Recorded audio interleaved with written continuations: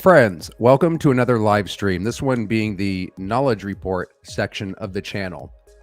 How many of you knew that Aldous Huxley not only dabbled in Dianetics and Scientology, but he was a practitioner at the very beginning when L. Hubbard created Dianetics, and not only received auditing from Hubbard in 1950, but that was a major part of his life up until his death in 1963. In fact, the last novel that he wrote was called The Island, and it's almost 100% based on what a world would look like if Dianetics and Scientology took over the world. So before we get started here, my friends, I wanted to let you know that I have new software that I'm still trying to get the hang of. I have my DSLR camera connected, which is why you're going to see an audio video delay. Hopefully the camera looks better than my shitty one that I'm using on my, I was using on my laptop. But I'm still working out the kinks, so I know it doesn't look that good. I just wanted to let you know the buffering will probably be fixed in the future, and we're still doing like test runs on using the software and all this shit. We'd be lucky to get through this stream if the camera doesn't crash and all sorts of shit doesn't happen. But you know, you have to try it a few times to kind of make it work and get used to it. So if we have technical difficulties, please understand. So where to start on this interesting subject? First of all, let me try a couple of features here and say hello to you guys. We can throw the chat over here. We have a little bit of music in the background. And I'm going to play with these options while we run through this slideshow and videos that I had to show you on this most interesting subject. So what's up, Clearwater Chad? Goldie in the house. She's the moderator, so everybody make sure you behave. Okay, so I'll try to keep an eye on the chat. If you guys have any questions, I'll try to star them and we can answer them as we go or at the end. So let's get started. We have a lot to cover here. All right. So I like to use this flow chart with Scientology to kind of show, to put this in perspective when we're talking about Aldous Huxley and various offshoots of Scientology, because it's many, many different things. So this flow chart at the top here are just some of the subjects that L. Ron Hubbard stole and or were influenced from to create Scientology. And at the bottom here, we have just a fraction of the many and various offshoots or splinter groups or squirrel groups that were formed off of Scientology. So I want to show you where Aldous Huxley kind of fits into this. So if you see here in the left-hand corner, let me make sure this is up. Okay. So in the left-hand corner at the top here, working from left to right, you can see that Scientology is based on Freemasonry. Below that, Golden Dawn, particularly Aleister Crowley, or the OTO. The OTO stands for Ordo Templi Orientis, and the OTO is where Hubbard got some of the OT level inspiration from. We have Rosicrucianism. That's where you get the crossed out cross that you see on the Scientology symbol. Massive amounts of hypnosis. Freud. Remember, Dianetics came out during Freud, and Carl Jung and such were popular. So a lot of Dianetic auditing had to do with handling or contacting the unconscious or the subconscious and trying to relieve trauma. So we have Freud, we have Thompson and White, which is also Freudianism. We have Krzyzewski, which is general semantics. That's the redefinition of words, changing words, NLP, ways of kind of using words to program people. And then, of course, we have space opera, saucer culture, you know, the whole UFO thing. That will tie into another video that we're doing, because have you noticed how much the UFO shit's hitting the news? So here we have sci-fi and Heinlein. This is kind of where Aldous Huxley fit in. As you guys know, L. Ron Hubbard was a science fiction writer. He rolled with Heinlein and many other famous authors of the time. And the authors would shape the imagination and predict, quote unquote, the future. And since Hubbard was a sci-fi writer, you could perhaps see why many people, including William S. Burroughs and such, were attracted to Scientology. And also, again, Hubbard being a sci-fi writer, he would probably be rolling with and meeting a lot of these people. We have acting over here. That's how I got fucking roped in. U.S. Navy, abreactive therapy, etc. Now, below this are just some of the offshoots. These are people that saw a good thing. I mean, Scientology, in my opinion, is like, it's the ultimate mind control machine. So many people like to take from him and use his material. And some of those people, as you can see here, are From left to right, we have Jackins, which was a reevaluation co-counseling. We have Eckankar right here, which is Twitchell. We have Horner, which is Dianology. And then the infamous Process Church of the Final Judgment, which is Marianne McLean and Robert de Grinstead. Then we have the Manson family, which was Charles Manson and Bruce Davis, creating the cult known as the Family. Bruce Davis, among other people, were massive Scientologists in the Manson cult. Then we have Werner Earnhardt, who broke off from Scientology and formed EST, which later became Landmark Forum. So every time you see your friends go into a 3-day seminar at Landmark Forum, that's based on Scientology. Then we have more of the indie Scientology splinter groups like David Mayo with the AAC. We have Robertson and Ron's org. We have Avatar, which is a funny takeoff of Scientology by Palmer. Miscavige RTC. And here at the bottom, we have Keith Raniere of the Nexium cult. So anyways, that's just a flow chart that we're going to be using here and there to, to just kind of give an overview of what we're talking about with like Huxley and shit. So the next up, let's get into this now. So who the fuck is Aldous Huxley? And what's his background? And how in the hell did he wind up in Dianetics and Scientology? All right, here we go. I guess that looks okay. We can have the chat rolling over here. So, actually, I might want to blow that up. Like I said, guys, I'm still working with the software and trying to figure out what works. So we're going to go slow tonight. We have a lot to cover. Does EST still exist under the manner of EST anymore? Goalie, as far as I know, no. It's turned into Landmark Forum, which makes a shitload of money. And let me see if I can actually pull that up here.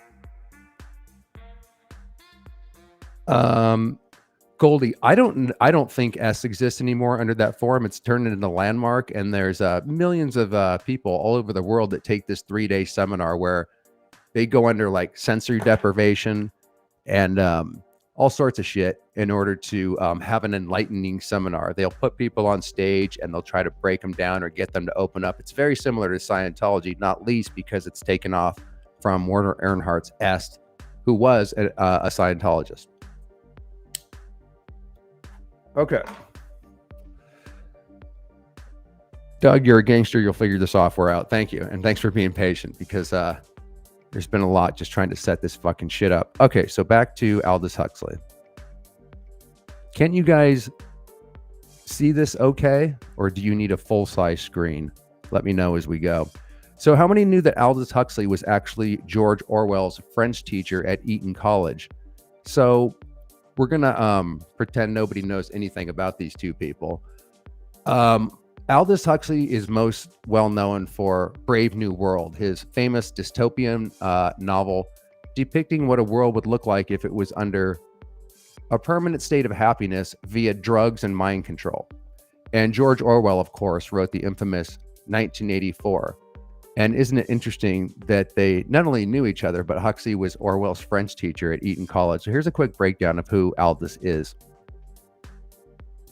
Let me go full screen here for a minute. I'll probably jump in and out on the chat so we can, keep the full screen shit going here so you guys can read this. Let me remove this. Okay, so here we go. That's Aldous Huxley on the left, and that's George Orwell on the right. Aldous Huxley was a prolific English writer and philosopher who is best known for his influential dystopian novel Brave New World and his controversial nonfiction book The Doors of Perception, in which he described his experiences of tripping on psychedelic drugs. The band The Doors, which is going to tie into the next video that we do on this subject, they got their name from Aldous Huxley's book The Doors of Perception. And of course, there's a whole story behind the Doors and the Laurel Canyon scene, which is going to be, like I said, the next video on this particular area. However, Huxley did not always dream of becoming a writer. His initial dream was to pursue a career in medicine. But when he was 15, he contracted an eye disease that left him partially blind for several years. Doesn't look very happy there. Look at the bitchin' clothes that they used to wear back in the day. Like, could anybody rock that shit today? Anyways, Because of his partial blindness, he couldn't join the military, so he started avidly reading English literature and enrolled at Balliol College, Oxford. At that time, he started writing and soon established himself as a successful social satirist. So he was like the George Carlin of his day, maybe. When he was in his late 20s, well, minus the humor. When he was in his late 20s, Huxley acquired a position at Eton College in Berkshire, where he taught French for a year. He was reportedly a nervous and incompetent teacher who had little to no authority over his students. By the way, can you guys hear the music in the background? That kind of calmed me down about dead air time. Take a puff of the cigarette, chill out, and have some water while you guys can enjoy the jams behind.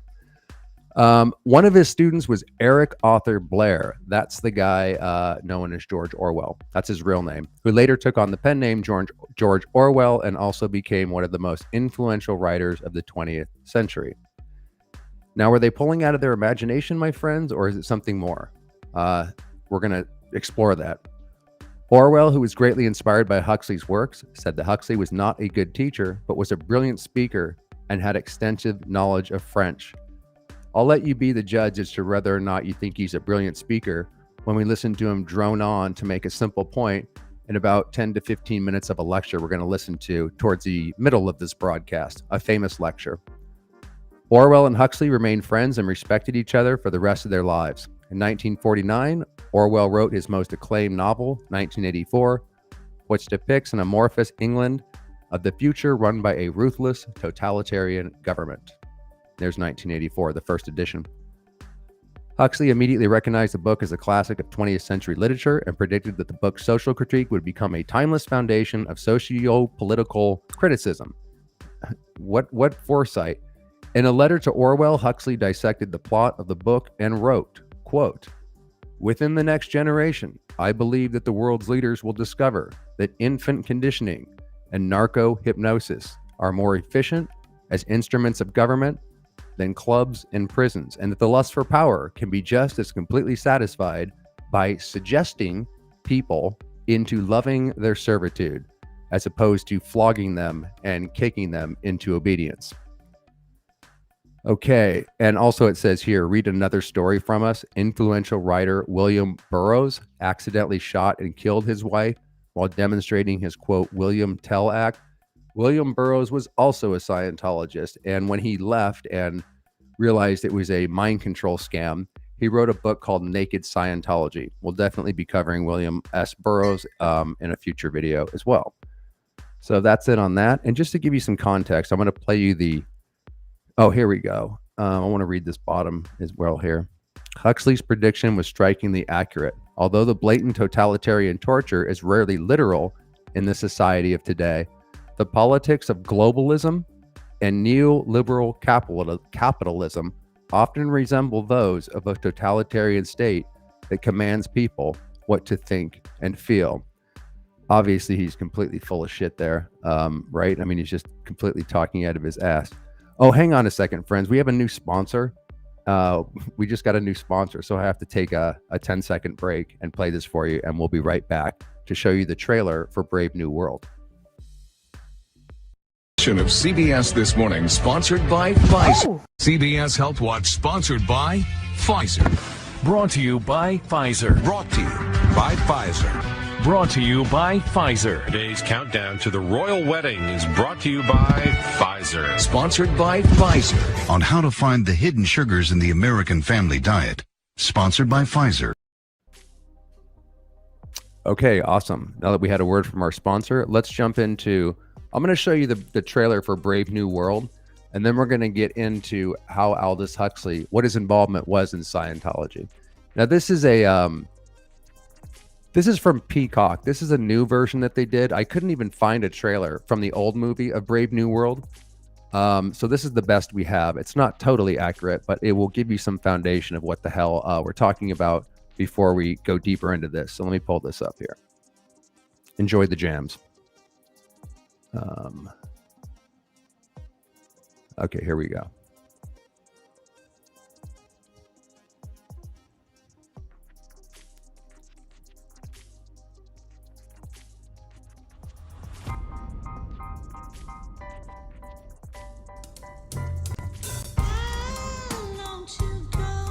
This is New London. Everyone's happy here. Everyone at place. There's no hunger, no violence. There's no pain there, John. Everyone fits. I've always wanted that for you. This is your home now. You just need to embrace this place and let it be wonderful. Hey. All you have to do is connect.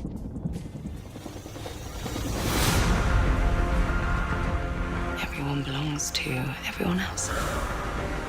You're never alone here. Everyone's connected. You know, I've been watching you people, but this place is so perfect. Why is it upside down?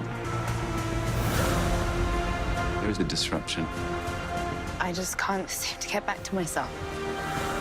A virus enters a cell, turning the body against itself.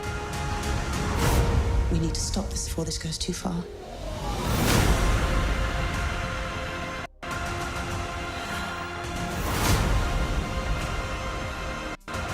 We're at the beginning of something. Something necessary.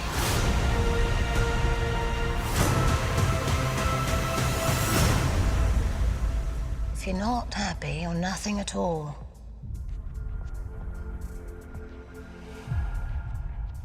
Okay, so that missed a little bit of what basically Brave New World is about. Men and women, women no longer procreate. They simply have kids hatched in hatcheries, not dissimilar to the movie The Matrix. You know, where they're in those batches and human beings no longer have sex. Kids just come out to be genetically perfect. And then they take this drug called Soma, which allows them to stay in a happy state where they don't really feel emotions. Everybody is class. It's a eugenics project. Everybody has their place in society, but they're all happy. And they, as Huxley said, love their servitude. So what the fuck was Huxley's involvement in Scientology? How did that come about? Throw the chat over here while we're looking for shit. It's like super challenging to I'm gonna have to get somebody to handle like the chat and shit, because it's too much to try to do presentations like this and keep up on the chats. What's up, Alonzo? Seated test tubes. Lower classes got lots of salt, higher classes got less. Interesting. What the hell did salt have to do with it? I'd like to know more.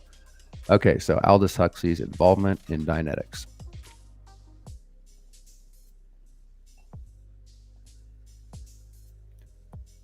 I'm going to try to keep the chat up, and you guys should be able to see that. Is that the best view here to do? We got that one. Okay, that'll probably work. So here we go. Hopefully you guys can read that. So the Dianetic Utopia of Aldous Huxley. In 1950, shortly after launching the Dianetic movement that would eventually become known as Scientology, L. Ron Hubbard paid a visit to the house of noted English author Aldous Huxley, who at that time was living in Los Angeles. Now, real briefly, Huxley created his seminal work, Brave New World, in 1932. In 1937, he moves to Los Angeles and stays there, mostly there, until his death in 1963. Excuse me. That kind of sets the stage, because during the 1950s, when Hubbard kicked off Dianetics, there was a whole bunch of cults forming here at that time in California, specifically Laurel Canyon, Los Angeles, and Haight-Ashbury in San Francisco. And that sets the stage for why he started to get into the Alan Watts, Timothy Leary, hippie kind of expand your consciousness shit that was going on, which was a total fucking psyop, which we've covered in previous episodes. And we're going to be going deeper into that, like I said, when we do the Laurel Canyon episode, which will be next, jumping off of this particular video. But just to set the stage for how Huxley could even sort of be attracted to this. He was in Los Angeles when all this shit was kicking off. Okay, so to many, it would appear that Huxley was being rather generous with his time by meeting with such an obvious crackpot and con man. However, Huxley was very interested in fringe science and odd religious and spiritual movements, and despite an apparent distaste for Hubbard as a human being, quote, rather immature and in some ways rather pathetic, Huxley was impressed by his work in his new book, Dianetics, The Modern Science of Mental Insanity. In the early 50s, Huxley and his first wife, Maria, were in quite poor health, and to a great extent, their fascination with pseudosciences and bizarre cult-like spiritual movements came from a desire to cure their problems. Now, many people got into Dianetics because of the claims of being able to handle illnesses, which Hubbard said were mostly psychosomatic, of the mind, not real. You know, you handle the mind, you handle the illness. So a lot of people were searching for this kind of stuff, and Huxley was just one that fell into this. Of all the quackery they investigated, Dianetics seemed among the most useful. It appeared to them that Maria benefited greatly from the Dianetic processing they received from Hubbard, who personally audited them on several occasions, and that she received from Aldous the following. This is what Aldous wrote in one of his little notes when he was recording his Dianetic processing and how it was going. Maria, meanwhile, had some success in contacting and working off engrams, and she has been back repeatedly into what the subconscious says is the prenatal state. Whether because of Dianetics or for some other reason, she is well and very free from tension. Now, let me see if I can pull up the definition of engram here. Don't want to give you guys any misunderstood words. Let me see if I have that tabbed out or not. Stand by.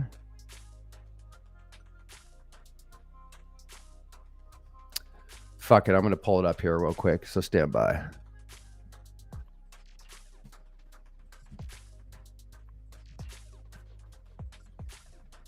Reason that's kind of important, by the way, is because it does tie into to Aleister Crowley, and his big thing was contacting the birth engram. If you can get back to the memory of birth and the trauma that happened there, you would become what Hubbard later called a clear. Somehow getting your memory back, particularly at from birth onwards, and then it goes into past lives as well.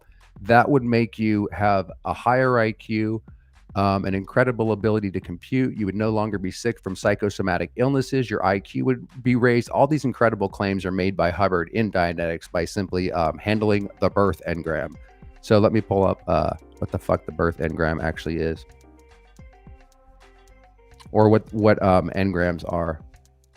And also, we're going to do another video on where all these concepts come from. Engram goes kind of way back, as do many of the concepts in Scientology. So stand by as I pull this up.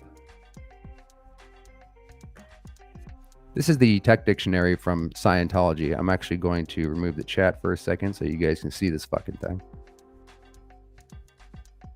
Okay. There's literally hundreds and hundreds of words in the tech dictionary, and what engram means, let me blow this up here.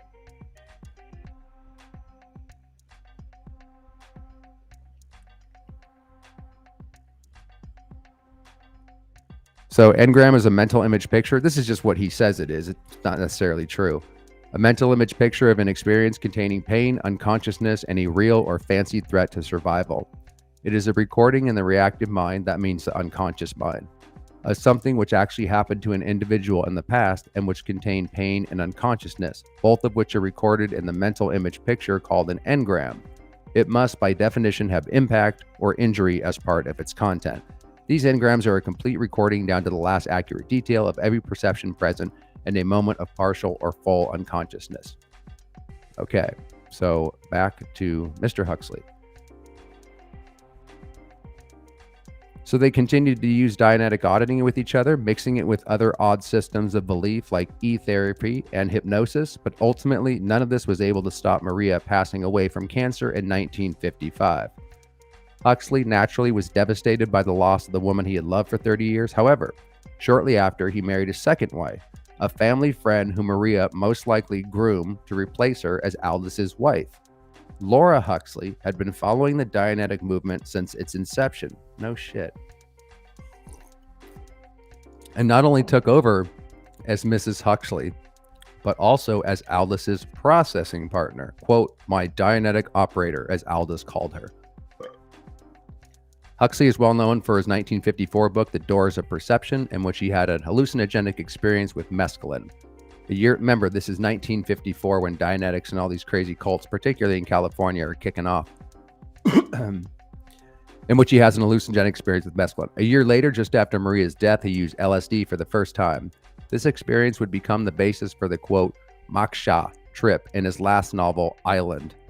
Island is just literally a Dianetic, an ode to Dianetics. What is not mentioned by most Huxleyan scholars, however, is that while he took LSD for the first time, he was undergoing Dianetic auditing by Laura.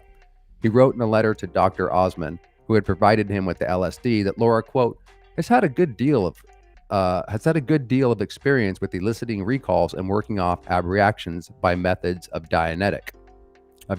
Now, real briefly, abreaction therapy is kind of what definitely Dianetics is based on, and even the processing where you hold the soup cans and shit. It's basically being in a light trance state, using your imagination and your memory to go back on your time track or relive various incidences in your past. And by abreacting them or re-experiencing them, you will blow the charge of the emotional charge that incident has. And therefore you will, I don't know, somehow become a Superman and a genius. Okay, continuing on. Shortly after the trip, he began the long and painful process of writing Island, a utopian, quote, fantasy that he had been planning for decades. It would be the counterpoint to the classic dystopian work, Brave New World, presenting an array of ideas that he had explored during the 40s and 50s, such as Eastern religion and philosophy, hypnosis, hallucinogens, and Dianetics. Again, during this era, a lot of this sounds like Hubbard's forte. Hubbard took Eastern philosophies, among other things, and incorporated that into the West. That was kind of the trend. That's what Alan Watts and other spiritual gurus or whatever were doing. Some were more evil intended, and some seem to actually want to kind of wake people up or whatever. So there's the book, by the way, Island by Aldous Huxley, little bird on it. Critics of the novel have observed that it was not a particularly brilliant piece of fiction, and indeed Huxley was well aware of that flaw during the entire process of writing the book. He was, quote, disturbed by the low ratio of story to exposition as he tried to cram all of his ideas into a short novel form. That kind of sounds like Hubbard in some of his novels. It was about preaching and not so much story. Throughout the book, most characters just stand around talking about the history and philosophy of the island, and most plot devices seem a poor excuse for more explanation. L. Ron Hubbard's ideas appear from the very beginning of the book and pop up, albeit subtly in places, all the way through to the end. At the very beginning, the protagonist, Will Farmaby, wakes on a strange island called Paula, wounded and traumatized after a painful fall. We're back to handling the engrams that were installed. A young girl stumbles upon him and takes care of him through, quote, psychological first aid, or rather, Dianetic processing. She clears Will's trauma by forcing him to repeat the cause of his pain over and over, which is a fundamental principle behind Dianetic processing. You guys might have seen Reckless Ben in his Scientology series, where he goes undercover and the gal is just asking him to go over and over and over it again. That's a version of Dianetic processing. It is, quote, the usual way of addressing a problem in Paula, as we shall see. It is apt that the very first introduction the reader has to Pollen or Palin, I don't know how to pronounce that, maybe I'll just try Palin, has to Palin culture is a clear and obvious reference to Dianetics.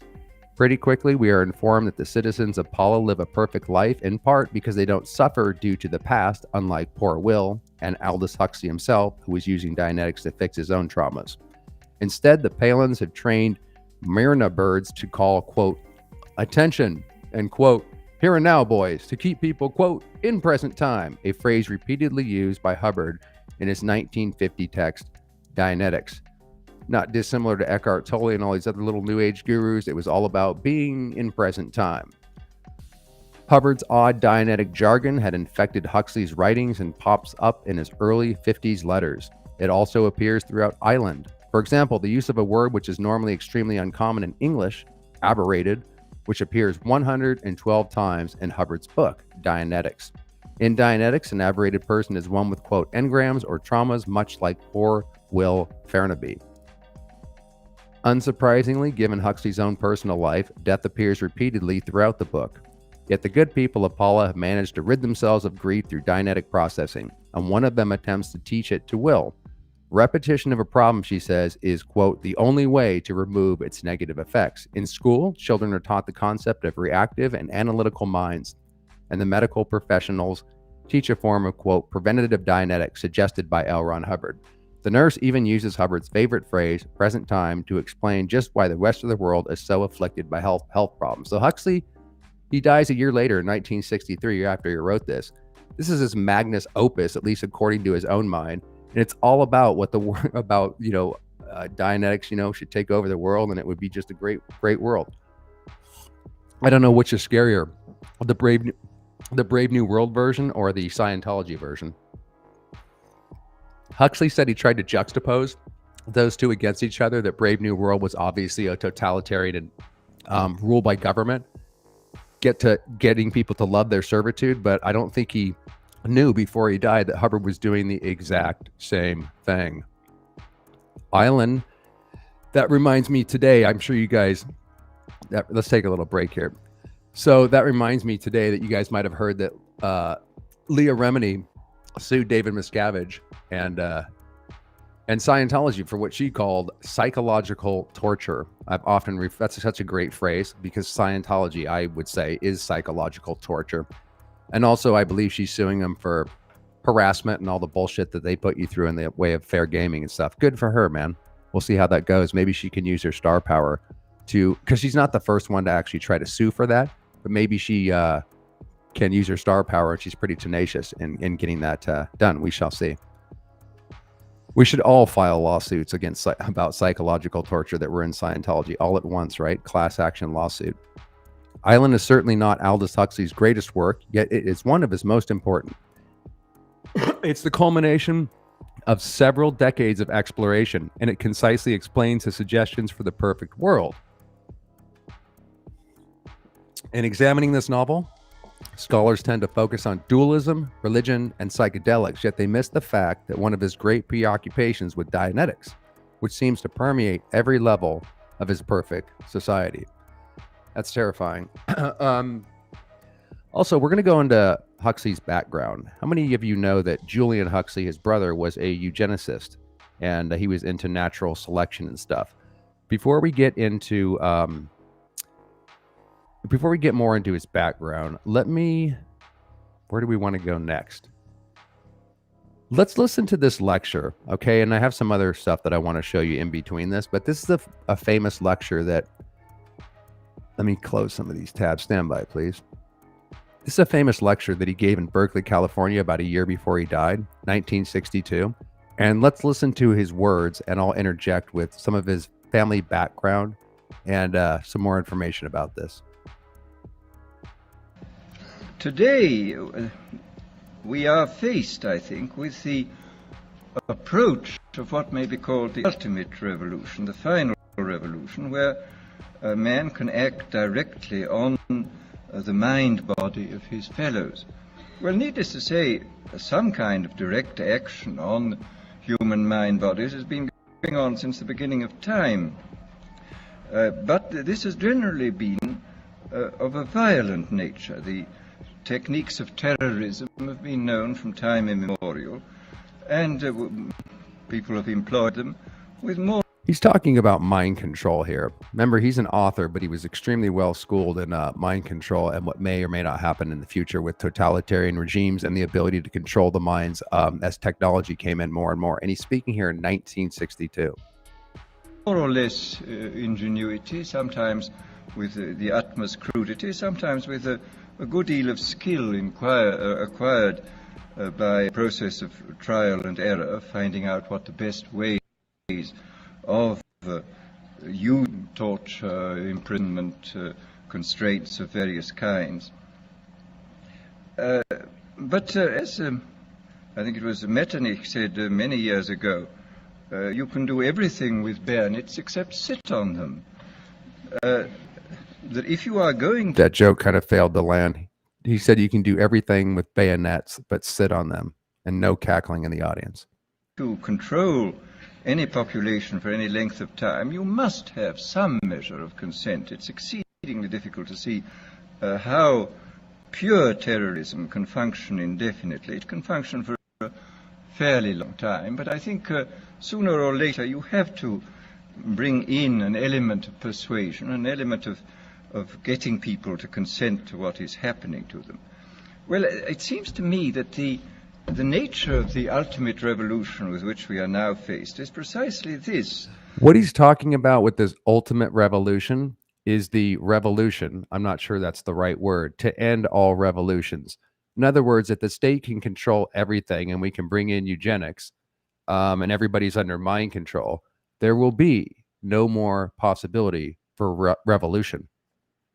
That we are in process of developing a whole series of techniques which will enable the controlling oligarchy, who have always existed, presumably always will exist. Did you guys catch that real quick? I'm going to rewind that. He talked about the controlling oligarchy that always existed and presumably always will exist. Those conspiracy nutters think that a few control the many and that there's some kind of an agenda. Well, this is 1962, and Hubbard, excuse me, Huxley is kind of doing something called the revelation of the method, where he's actually saying what the kind of the plan is, but doing it to Berkeley students, where I think a lot of this is going right over their head because people look up to Huxley, and I'm not even saying he's necessarily a bad guy. My opinion that Orwell was trying to kind of warn us, and Huxley may have been kind of down with this. And I'll show you Huxley's background and also the connection between the two as to their intentions. But what do you guys think? What do you think their intentions were? Do you think that they were both good guys, bad guys? One was trying to warn, not. It's really hard to tell. But this talk is so interesting because Huxley's basically saying everything that would be in the mind of a Hubbard and a totalitarian dictator, but under the guise of, here's just some simple information, but it's really revelatory what he's saying. So let's take it back to where he talks about the ruling oligarchy. That would be what we call today's global elite, which is a shitty word because they're not elite. They're the least among us.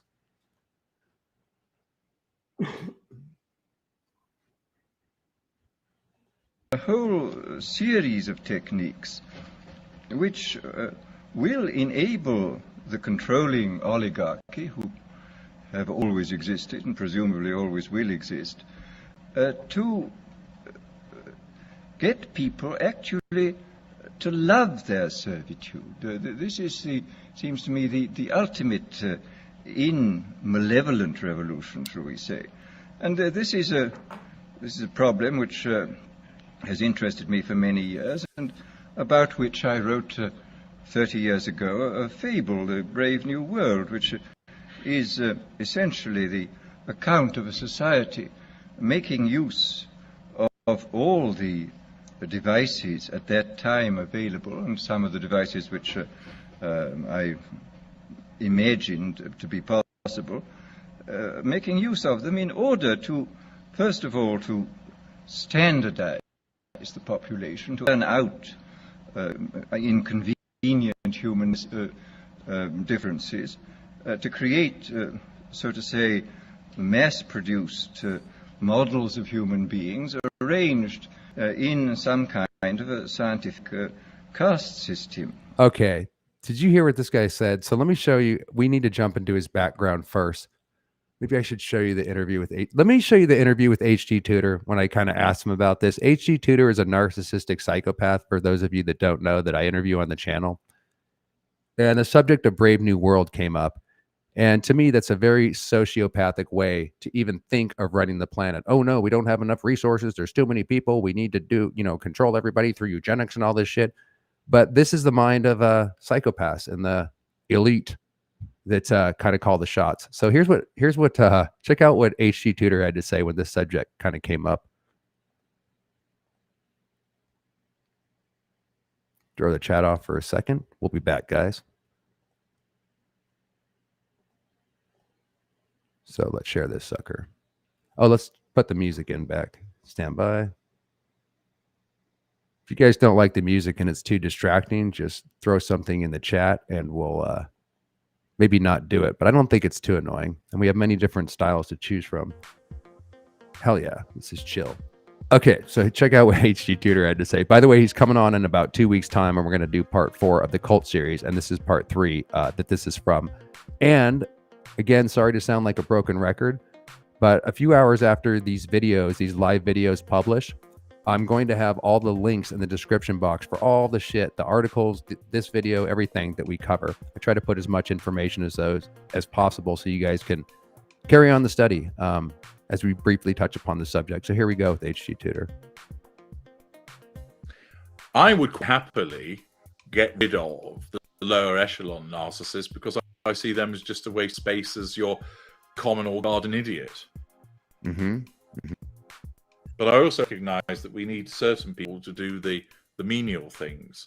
That if we can't automate it, you're always going to need somebody that's going to have to do the dull stuff. And that's why in Brave New World, they had the right idea there. Do you think so? Well, of course you would, Absolutely. because that would be created by a narcissist, right? To me, that would be a horror because it would be ultimate control over everybody, right? But if you're able Everybody to the breed same somebody, and, if you're able to breed somebody that revels in the fact that they are there just to do something mundane, and they're perfectly content with that, that's good for everybody. They have no ambition, therefore they can never be envious. They're perfectly content. They're not interested in the finer things in life. You know, as the example, the children were conditioned that if they went near a flower, they got an electric shock or a discordant noise went on. That type of thing. So and they were all in different groups and all the same. They didn't have too much original thought going on in their skulls, so they were easy to control. You've got to look at certain people and ask, what do they offer? Yeah, because I hear you. Okay, anyways, it's an interesting discussion, but you can see the mind of where the psychopaths are kind of coming from, and it's good to hear it from the horse's mouth as to what they believe, even though it's quite chilling, shall we say. So back to this speech that we're going to jump off of. Very interesting speech from Huxley in 1962.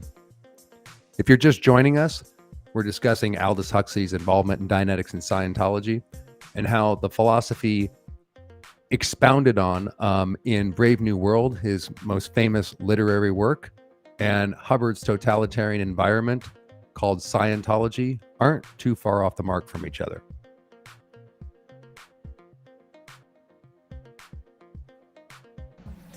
And since then, I have continued to be extremely interested in this problem, and I have noticed with increasing dismay that a number of the predictions which were purely fantastic when I made them 30 years ago have come true or seem in process of coming true, that a number of techniques about which I talked seem to be here already. And there seems to be a general movement in the direction of this kind of ultimate revolution, this method of control by which people can be made to enjoy a state of affairs which, by any decent standard, they ought not to enjoy. The enjoyment of certitude. Well, I swear, guys, this dude, I don't know about you, but it's hard to listen to, although I like to listen to people talking about this stuff so you can know thy enemy or know the predator or whatever, but this guy takes forever to get out a simple concept. It's really irritating to listen to. It's just my opinion. This process, as I say, has gone on for over the years, and I become more and more interested in what is happening. And here I would like briefly to compare the parable of the New World with another parable which was put forth more recently in George Orwell's book, 1984. Orwell wrote his book between 45 and 48. He wrote it in 1984, came out in 1948, and Huxley's work came out in 1932. And this might be a good point to jump into their background and what the connection is between Orwell and Huxley. So let me pull that up. So first of all, Julian Huxley. This is his, let me get me out of here. I'll become a whiz on this shit eventually, guys. But in the meantime, it's trying to fucking juggle 900 things over here. And I am starring your questions and shit along the way so we can answer them at the end. So if you have them, just throw them in the chat there. So Julian Huxley, this is the brother of Aldous, and also his father has an interesting history, but we can only cover so much in this broadcast. So Sir Julian Huxley, he was born in 1887 and he died in February 1975. He was an English evolutionary biologist, eugenicist, and internationalist. He was a proponent of natural selection and a leading figure in the mid-20th century modern synthesist. He was the secretary of the Zoological Society of London, the first director of UNESCO, that's another interesting deep dive, a founding member of the World Wildlife Fund, that sounds innocuous enough, the president of the British Eugenics Society, that doesn't sound innocuous, and the first president of the British Humanist Association. Holy shit. Okay, again, link in the description box after the video, and let's jump over to Aldous Huxley. So how many people knew that Aldous Huxley and George Orwell were members of the socialist Fabian Society? Interesting. So if you go over to Reddit here, Aldous Huxley and George Orwell, let me make sure that's showing. Okay. Aldous Huxley and George Orwell were members of the socialist Fabian Society. The crest for the Fabian Society contains a wolf in sheep's clothing. And look at the commenters down here, because a lot of people don't know this, and they just take them for like they were whistleblowers or whatever. I'm a huge fan of both of these writers, and it was fascinating to me when I learned that they were socialist. I never got the feeling they were socialist in 1984 or Brave New World. The opposite feeling actually. I wonder if their political views would be different if they were still alive today. Not likely, since they held those political views their entire life, basically. They were born into it. The next commenter said, Orwell was absolutely a committed democratic socialist right up to his deathbed. 1984 was written as a criticism of and warning against totalitarianism, however it emerges, but he still overtly supported socialist revolution and even fought in the Spanish Revolution himself. Animal Farm was written specifically as a satire of the hijacking of the Russian Revolution by Stalin and as a blueprint to future revolutions to avoid being hijacked themselves and descending into dictatorship. He categorically didn't believe that dictatorship was an inevitable result of socialism. Interesting. Okay, so what is the Fabian Society? It's kind of a secret society that we talked about that Hubbard also taught us Scientologists about. And let me show you what their symbol looks like. It's the wolves in sheep's clothing that you see right there. And here's kind of their PR version of what they say it is. But it's basically, in my opinion, communism, like what you call the New World Order, where the state controls everything, everybody has their place, and the government basically keeps people in mind control and rules them into eternity. Sounds like fun. The Fabian Society is a British socialist organization whose purpose is to advance the principles of social democracy and democratic socialism via gradualist and reformist effort in democracies, rather than by revolutionary overthrow. Now that brings us into a video that I wanted to show you where Hubbard kind of incorporated that idea. So stand by, chat amongst yourself, enjoy the tunes while I pull up the next tab.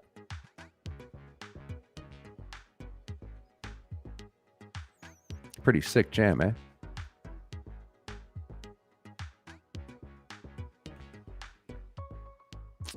Okay, this is from the Raised into Secret Society series, and it's called The Greatest Good. Let's see if I tabbed it up here, if I have to pull it up. Okay, here it is.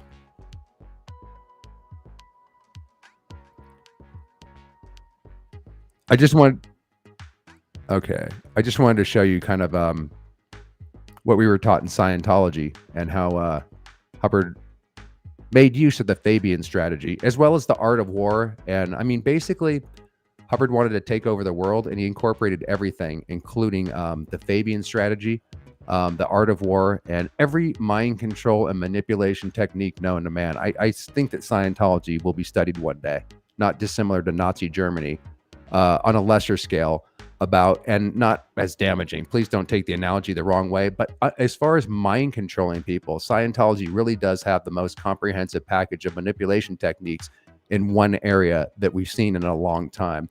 And you're also going to hear Huxley in that lecture talk about just shy of basically praising Hitler for his abilities to hypnotize people. So check this video out.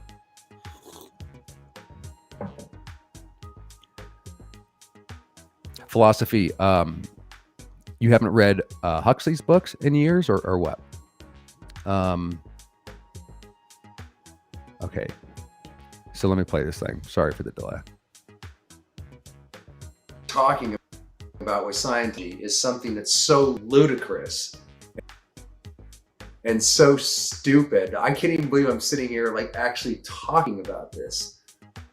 But paradoxically, it's also, I came to find out the hard way, the height of evil. One of the things that I just wanted to bring up before we get into the story here is that L. Ron Hubbard taught us as Scientologists that the way to take over the world, because what he wanted to do, and we didn't think we were necessarily taking over the world. I just wanted everybody to become a Scientologist. I thought that that was the way to handle this planet because we had the technology to do that.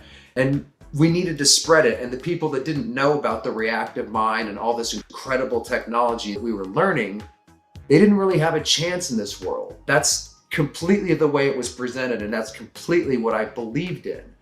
And so he told us brainwashed Scientologists that the way to take over the world, and the reason it was working and why they haven't been stopped yet, and this is just my opinion, but I think that one of the reasons it hasn't been stopped is because it's not fully understood just what the fuck it is and what it's trying to really do.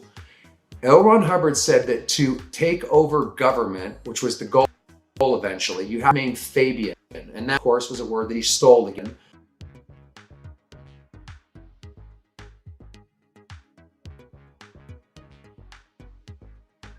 Those are the people that sign the billionaire contracts. He said that we are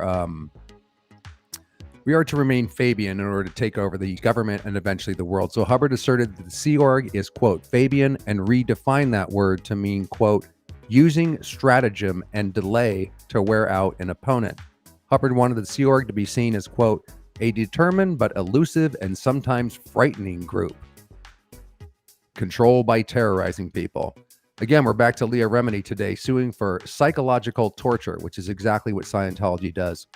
He also asserted that the Sea Org has, quote, tough discipline, and that, quote, only the members who are not used heavily abroad, that means on the ship, or on mission, seem to go slack. Continuing on.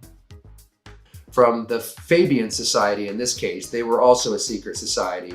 And Fabian, he said,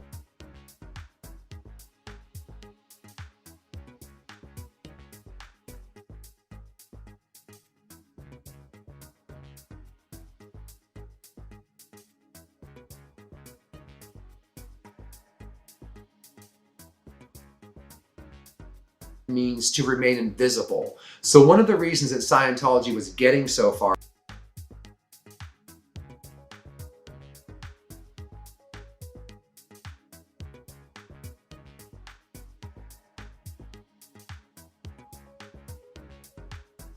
and they haven't been taken down is because they're just perceived as a wacky UFO cult, or they do minor damage, or, you know, the core of what they're actually after is not really exposed, right?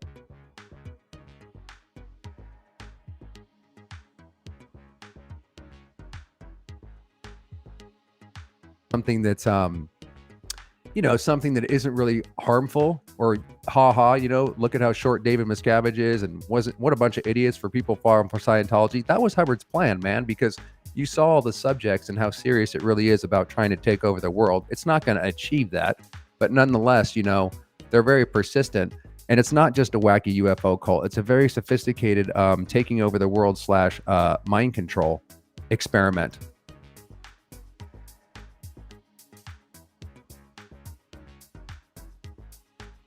Right? It kind of gets lost in the drama and the woe is me and I'm a victim, which, you know, we are as ex-Scientologists, but what the fuck is it trying to accomplish and why is it still here, right?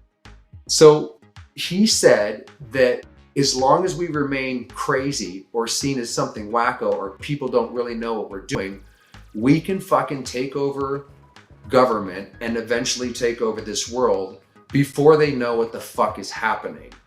So I just wanted to try to let you know that while we're going to have a shitload of fun tearing this cult apart, please let's not forget that we're dealing with something super, super sinister. Okay, that's enough on that. Now let's go back to the lecture that we were listening to with Huxley.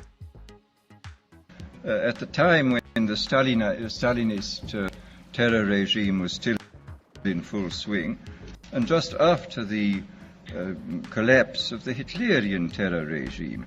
And his book, which I admire greatly, it's a book of very great talent and extraordinary ingenuity.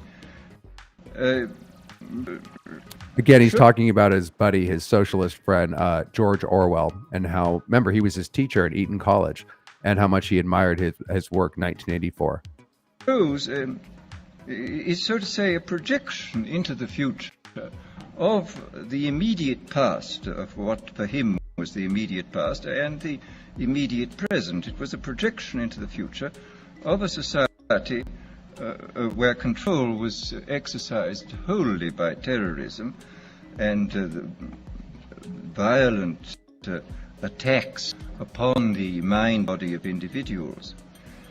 Whereas my own book, which was written in 1932, when there was only a mild dictatorship in the form of Mussolini in existence, was not overshadowed by the idea of terrorism, and I was therefore free in a way which Orwell was not free, to think about these other methods of control, these non-violent methods. I mean to think that the scientific dictatorships of the future, and I think there are going to be scientific dictatorships in many parts of the world, will be probably a good deal nearer to the New World pattern than to the 1984 pattern. They will be a good deal nearer, not because any humanitarian qualms in the scientific dictators, but simply because the Brave New World pattern is probably a good deal more effective than the other. If you can get people to consent to the state of affairs in which they are living, the state of servitude, the state of have their differences ironed out and being made amenable to mass production methods on the social level, if you can do this, then you are likely to have a much more stable and much more lasting society, a much more easily controllable society than you would if you were relying wholly on clubs and firing squads and concentration camps. So that my own feeling is that the 1984 picture was tinged, of course, by the immediate past and the present in which Orwell was living, but that the past and present of those years does not represent, I feel, the likely trend of what is going to happen. Needless to say, we will never get rid of terrorism. This will always find its way to the surface. But I think that insofar as dictators become more and more scientific, more and more concerned with technically perfectly running society, By the way, who the fuck even thinks like this? Like, you and I aren't waking up every day going, how can we control the world as if it's ours to own or whatever. Just listening to the mind of these people is just fucking fascinating and just bizarre, man. I've never understood Hubbard and people like this. That I'm not saying Huxley was this, who knows, right? But just people that wake up every day trying to control the world, make more money and shit. I mean, my whole fucking Scientology family was just about money, and there was no heart and soul. It was all about how do we control everything. And also, they're just super annoying to listen to. I mean, these guys drone on forever to just try to make one point. He's basically talking about mind control, and that they're developing new ways to possibly apply this to the global scale. More and more interested in the kind of techniques which I imagined and described from existing realities in Brave New World. So that it seems to me then that this ultimate revolution is really not very far away, that already a number of the Now, how would he know this? We're going to do a few more minutes on this one section, and then I'm going to show you about what he talks about with Hitler, and that does tie into Hubbard as well, and that'll be in the next video too when we get into the Laurel Canyon scene and the California cults.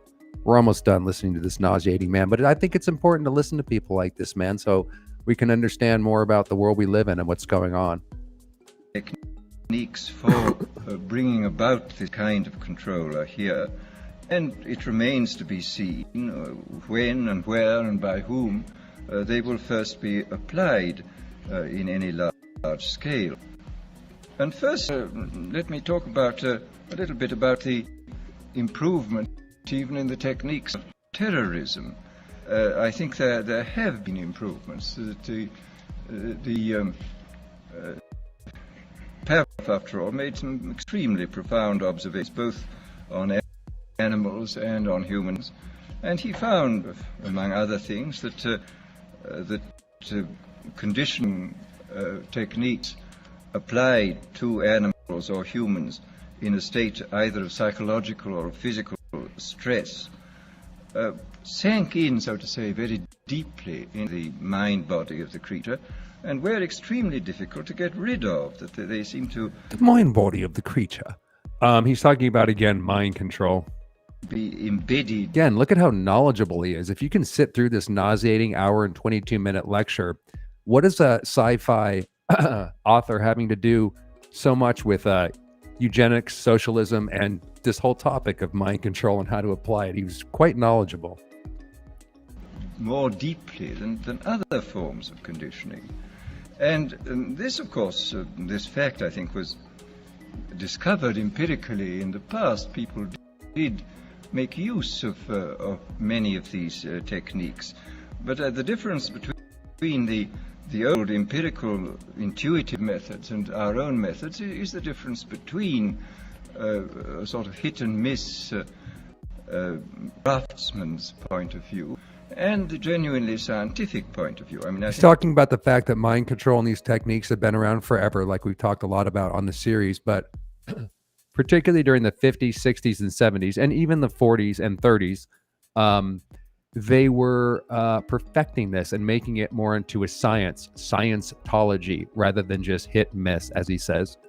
I think there is a real difference between ourselves and, say, the inquisitors of the 16th century. We know much more precisely what we are doing than they knew, and we can extend, because of our theoretical knowledge, we can extend what we are doing over a wide area with a great assurance of I think somebody in the chat mentioned how hypnotic his voice is. Yeah, Hubbard had the same kind of thing. It's just really, really puts you to sleep and drones on. And like I said, he takes forever to make a fucking statement. Get to the point, Mr. Huxley.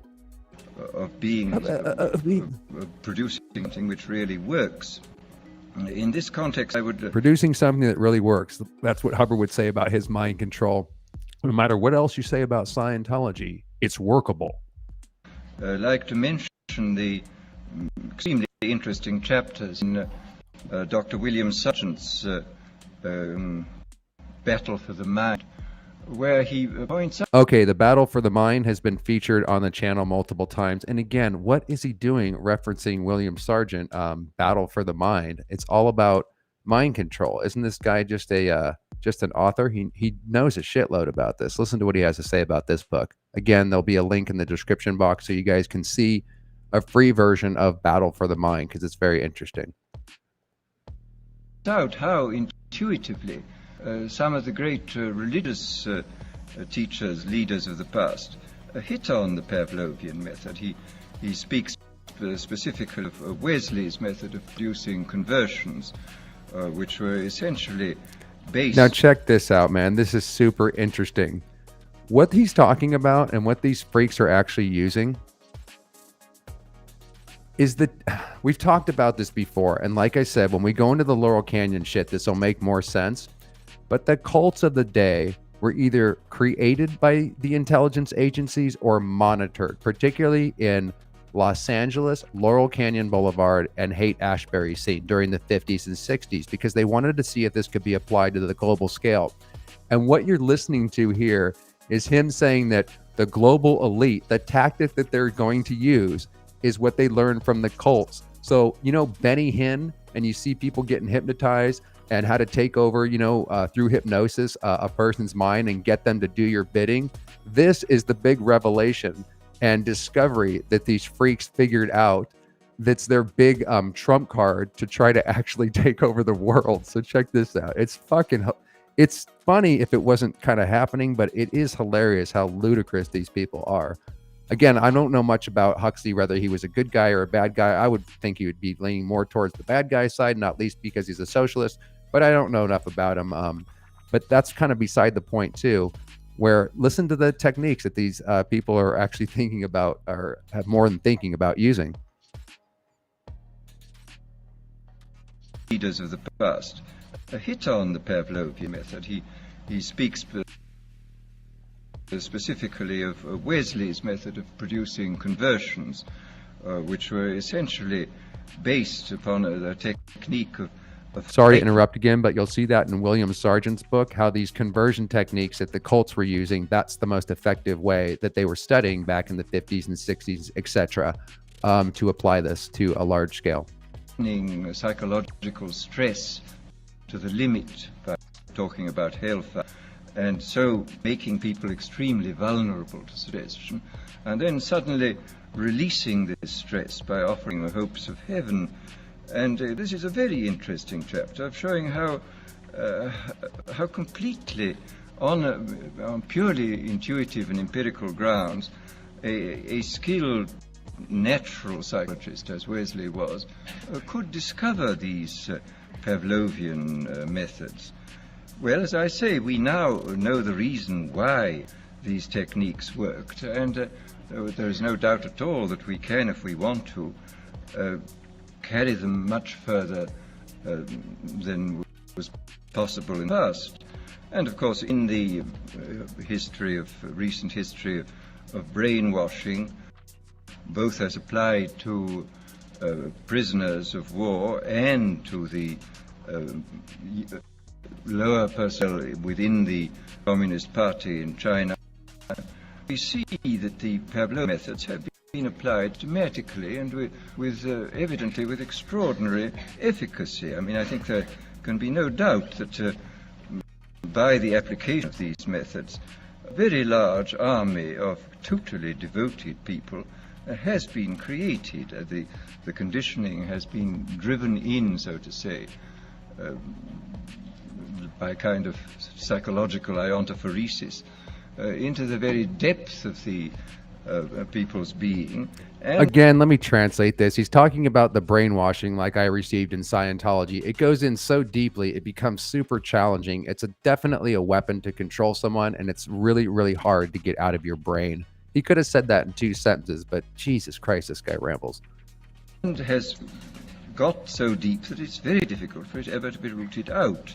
And these methods, I think, are a real refinement on the older methods of terror, because they combine methods of terror with methods of acceptance, method that the person who he is subjected to a form of terroristic stress, but for the purpose of inducing a kind of voluntary, quotes, acceptance of the state, the psychological state he has been, and the state of affairs within which he finds himself. Okay, so let me show you the part where he talks about he's just shy of fanboying Hitler because of his ability, but it is interesting to study people like Hitler and Hubbard just to learn how they think and what they're trying to do.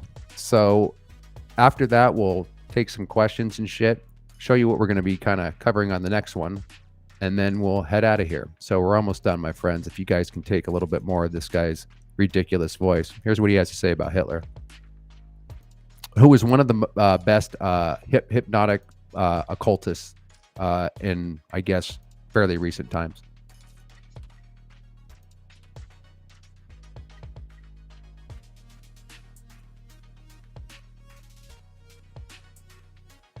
Fortunately, have people who are moderately stressable in the majority. and who therefore preserve us from dictatorship, but do permit organized society to be formed. But once given the fact that there are these 20% of highly suggestible people, it becomes quite clear that this is a matter of enormous political importance. For example, any demagogue who is able to get hold of a large number of these 20% of suggestible people and to organize them is really in a position to overthrow any government in any country. And I mean, I think this, after all, we've had the most incredible example in recent years of what can be done by efficient methods of suggestion and persuasion in the form of Hitler. Anybody who's read, for example, Bullock's Life of Hitler comes forth from this with a sort of horrified admiration for this infernal genius who really understood his weaknesses, I think, almost better than anybody. It is a skill. You know, Hubbard, I would say, also was a genius in terms of being able to con and manipulate people. He's one of the greatest con artists of the 20th century, one of them. And who exploited them with all the resources then available.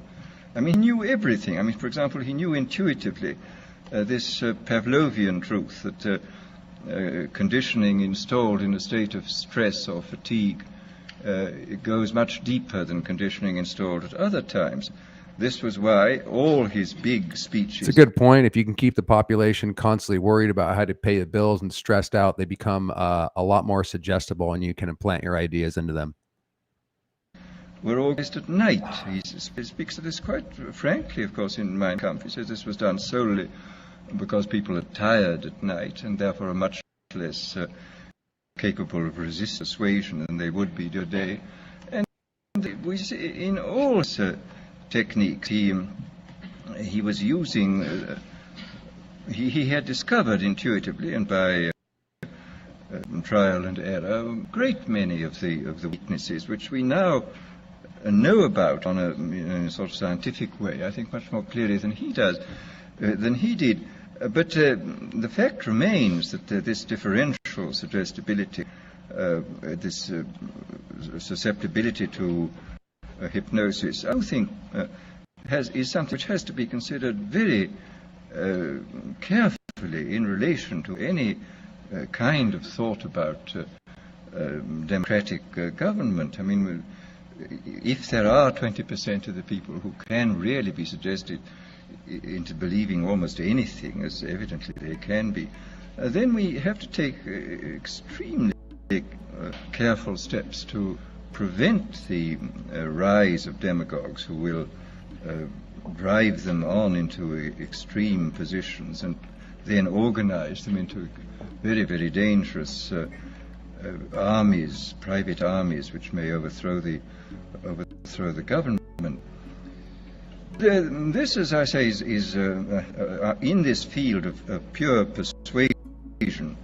We do know much more than we did in the past, and obviously we now have mechanisms for multiplying the demagogue's voice and image in a quite hallucinatory way. I mean, the television and the radio. Hitler was making enormous use of the radio, could speak to millions of people simultaneously. I mean, this alone, of course, creates an enormous gulf between the modern and the ancient demagogue. The ancient demagogue could only appeal to as many people as his voice could reach by the yelling at his utmost, but the modern demagogue can touch literally millions at a time. Yep, millions at a time. And that reminds me of Jim Jones doing something called psychic driving. Hitler would constantly have speeches going on to program the subconscious of the people that were kept under stress. And Jim Jones had a similar apparatus where just loudspeakers were going off the entire time. So that's basically it that I wanted to cover on Huxley. Some of these videos will be just 10 or 15 minutes long on the Knowledge Report. Some will be a couple hours long. It depends on the subject, but I'm still finding my groove. And like I said, this is an opportunity to try to figure out the software, see how the camera and shit's working. And I'm going to show you what we're going to be covering next. And then we'll take some questions and head out of here. So let me show you this. So this leads into what we talked about quite a bit on the show about the let me move this out of the way, about the cults that came out in the 50s and 60s. And like I said, Aldous Huxley was in Los Angeles during this time and got wrapped up in this whole thing, among many other things. And this one is we're going to leap off of this Joe Rogan clip that came out a couple weeks ago called California Cults and the Laurel Canyon Conspiracy. We've covered a lot of this in all throughout the episodes on the Raised in a Secret Society interviews, etc. Particularly an episode called The Summer of Psyops, Manson, Son of Sam, and Scientology Part 1 and 2. So I'm going to link those in the description box. That's a crash course on what we're going to be covering as we go deeper into this whole mind control apparatus. And as I've said a million times, so much of that comes out when the television, the technology, the ability to, as Huxley was saying, mass produce one person's voice became possible more and more. So did the mind control, and the control become more possible. So let's see what we got here in the way of questions and shit. Sorry, guys, I'm going to figure this out as I go, but it's impossible to keep up, do a presentation, keep up with the chat and all this other shit. Let's see what we got here. Question. Doug, why do you think Scientology in particular has such an appeal for people who start cults? Like Raniere, given Scientology's bad reputation, and how hard it is to believe in some of it? Really good question, Japan. I can only speak from personal experience. You know, I can understand why Huxley would be intrigued by it. He's looking for, I mean, we have system solutions, right? Let's say you go to the medical doctor. Let's say you try the standard route. Well, if somebody comes along like a cult and promises you a solution that you haven't been able to get through normal means, or if you're a dreamer like me, that's how I got into Scientology, you might be sucked in by these heady ideas as an alternative to sort of the mundane, normal society. Keith Raniere, I would say, took Scientology because just like Charles Manson and other people, they recognize, just like Manson did in prison, he recognized that this is a way to control people, a very effective way. So he used a lot of Scientology. And like I said, Bruce Davis and other members of the family were Scientologists, as well as members of the Process Church, which is an offshoot of Scientology. It's just a very clever way for a sociopath to grab a system of control and then use it themselves, like Keith Raniere. That's the best answer I can come up with. What do you guys think?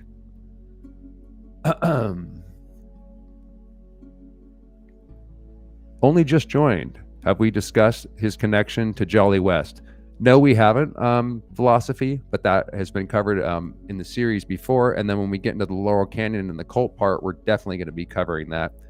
It's a good opportunity to say something about the controlled opposition here. And I'm not accusing anybody of anything. I'm just saying, how deep down the rabbit hole do you want to go? Where do you want to pitch your tent? I talked about in that Summer of Psyops video where, let's take John Atack, for example. He wrote A Piece of Blue Sky. He's a very prominent critic. And he's one of the first, that was one of the first books, along with Barefaced Messiah, that I actually read once I started to wake up out of Scientology. So they're really good books, and you can learn a lot about Hubbard's background and mind control and everything. John has a lot of good shit. But I was kind of taken aback when, about a month ago now, he put out an article that he threw over to Tony Ortega on his Substack, and then kind of did the circuit and went on Eric Hunley's show and all these other people's show about how Jolly West is a good guy. John Atack knew Jolly West. So what I'm saying is, we as ex-Scientologists get out of Scientology and often go back to the normie world. So we're taught in Scientology specifically that psychiatrists are evil. They are the most evil people on the whole track. They're the cause of all the decline of humanity. So when we get out, we might then switch and go, oh, Scientology was a mind control machine. Hubbard was a liar and it was evil. Now I'm going to trust Jolly West, Margaret Singer, and the psychiatrist. They're not really that bad. Not knowing that both sides are basically controlled. Jolly West is one of the most evil MK Ultra doctors, which again is what we're going to be going deeper into in the Laurel Canyon shit in the next video. So John Atack, who is friends with him, still can't comprehend and takes issue with the fact that, what do you mean? He's a good guy. He's not a psychopath. I know him. So many of these, I would suggest, so many of these people like Rick Ross and John Atack and even Steve Hassan, they pitch their tent and they don't really go beyond. They're just kind of, it's just like another cult unto itself, man. And it's like you never get to the truth. But if you just go a little further, you can realize that both sides are kind of controlled. You could look into Jolly West like John Atack could do. And also Margaret Singer, who supposedly funded his book, A Piece of Blue Sky. These are very people that you can learn from, just like Hubbard. You know, Jolly West knew a shitload about mind control. And I have one of his lectures on one of the videos as well in the series. So it's good they know a lot about what they're talking about how to control minds, but nonetheless, they're not freaking good guys. I mean, Jolly West was one of the most psychopathic people known to man. And like I said, philosophy will definitely go into him more on the next one. So thanks for that question. Doug, do you have Colonel Brock personally blocked? I don't have anybody blocked. That's Goldie's call. Colonel Brock seems cool, man. I know he can be a little controversial, but I don't have a problem with him. Is he popping off in the chat, guys? Goldie, handle that. No, I mean, I don't know what he's saying or whatever. So we already got that one.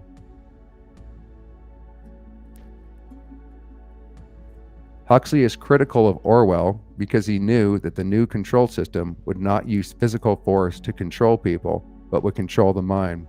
Very interesting philosophy. Can't disagree with that. Yeah, the more overt control in Orwell's 1984.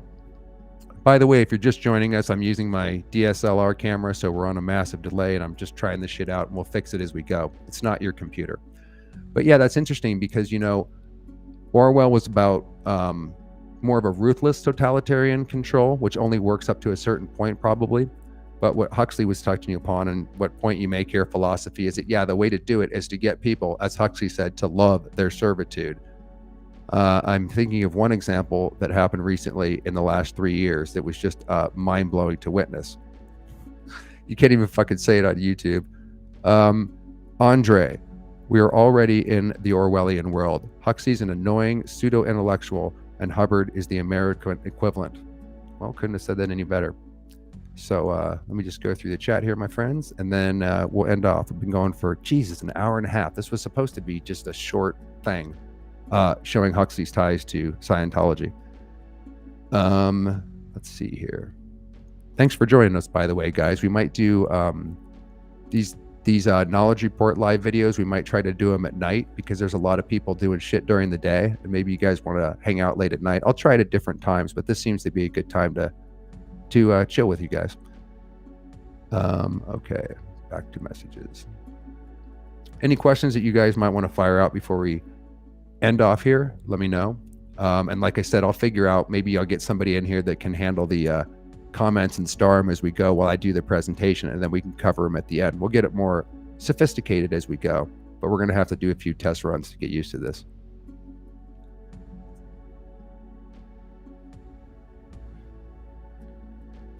When you look at it, don't you think this is a part of human evolution? This is a great fucking question, my friend, because I've thought about this a lot. When man doesn't live in survival and has time to think and grow, some want to dominate the bad, others spiritually the good. It very well could be. Like I said, I think about this all the time.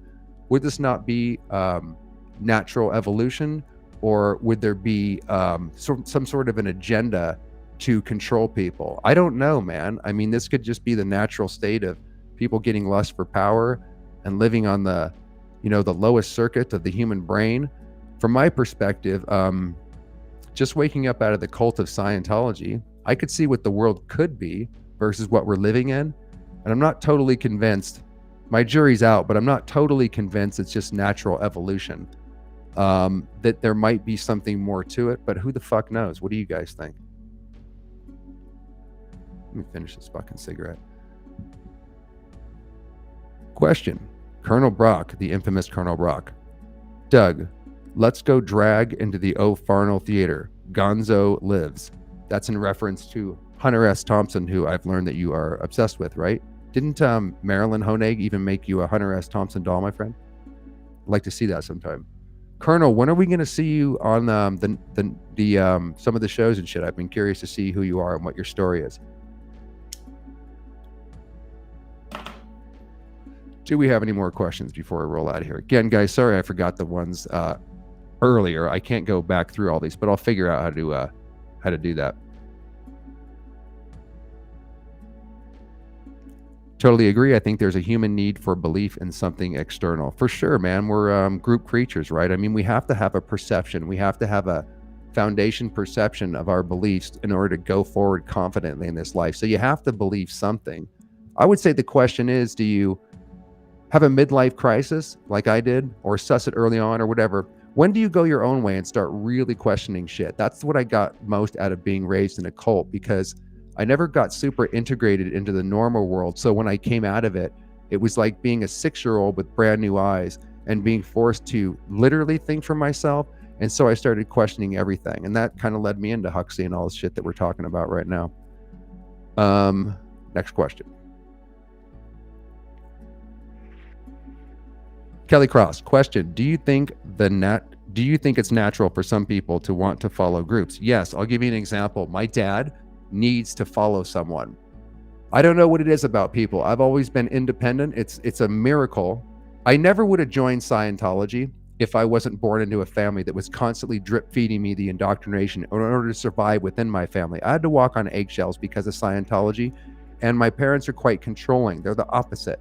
I've said a million times, I kind of popped out of the womb as a right-brain artist. I knew I wanted to be an actor, a musician, something outside of the system early on. That's what attracted me eventually to Scientology. That's part of it, as well as the discipline that it seemed to have. But I never wanted to follow groups. In fact, I freaking hate groups. So it's a miracle. It's just amazing to this day to look back and go, how on earth did I not see this? Because I thought we were anti-establishment. I thought we were not a group. I really believed that I was thinking for myself while I was doing anything. But you really have to experience it to appreciate it. Because even today, it's amazing about how Arnie Lerma would say how the trick is done, because I really, really, really believe that I was absolutely making my own decisions. And any program Scientologist will say to you, what do you mean I'm being told what to do? L. Ron Hubbard says, think for yourself. There's all these policies where you definitely feel like you're not being implanted and suggested, that you're really coming up with your own decisions. That's why it's so crazy waking up out of this and having to deprogram. But yeah, people like my dad, certain people in this world, I mean, isn't it the, not the Ash conformity test, but one of these tests, I think the Milgram experiment, that says that 70% of people will follow a group, will follow a person simply because they are in a position of authority. They have a lab coat on. They look important. Basically, that's probably part of the problem, what we were discussing earlier about human evolution. If 70% of people thereabouts will follow and want to be a part of a group, and only X amount of people will go through the individuation process, as Carl Jung and others would call it, separating out from the group, finding out what your own ideas are. That kind of came naturally to me, wanting to be an artist and an actor and get off the postage stamp reality and explore, different viewpoints. I didn't realize, by the way, that was subconsciously waking me up from the groupthink of Scientology simply by pursuing acting and wanting to get in touch with myself. And that's when I started to kind of realize how far off the path I was. That's another story for another time, but that's a great question. Yeah, I don't know what it is. What do you guys think? Why the fuck do so many people want to follow and be a part of a group? I know we're herd animals, and I know we want to be a part of groups and tribes. There's nothing wrong with that. But there's something about this conformity that never made sense to me in this frickin' world.